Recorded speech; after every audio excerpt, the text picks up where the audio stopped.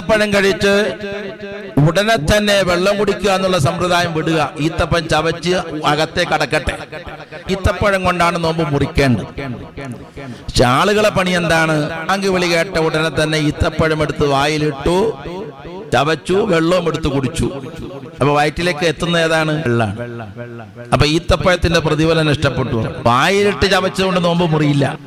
വായിട്ട ഉടൻ തന്നെ അല്ലാഹുമ്മ ലക സുംതു വഅഫ്തർതു അലാ റിസ്ഖിക, അവന്റെ മന്ത്രവും കഴിഞ്ഞു, അവന്റെ നോമ്പ് മുറിഞ്ഞിട്ടുമില്ല.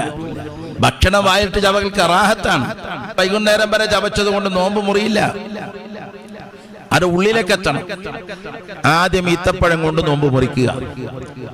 ഈത്തപ്പഴം ഉള്ളപ്പോൾ വെള്ളത്തിന്റെ ആവശ്യമൊന്നുമില്ല. ഈത്തപ്പഴം ഇല്ല എങ്കിലാണ് വെള്ളം, അത് ജ്യൂസ്, മറ്റുള്ള വെള്ളമല്ല വേണ്ടത്, ചൂടാക്കിയ വെള്ളമല്ല, ജീരക വെള്ളമല്ല, സാക്ഷാൽ പച്ചവെള്ളം, മിനറൽ വാട്ടർ, അതാണ് സുന്നത്ത്. അതും കിട്ടിയില്ലെങ്കിൽ തീ തട്ടാത്ത, ചൂടാകാത്ത എന്തെങ്കിലും ഭക്ഷണം, അത് ഫ്രൂട്ട്സ് ആവാം, ചൂടാക്കാൻ പറ്റില്ല, തീ തട്ടാത്ത ഭക്ഷണമായിരുന്നു.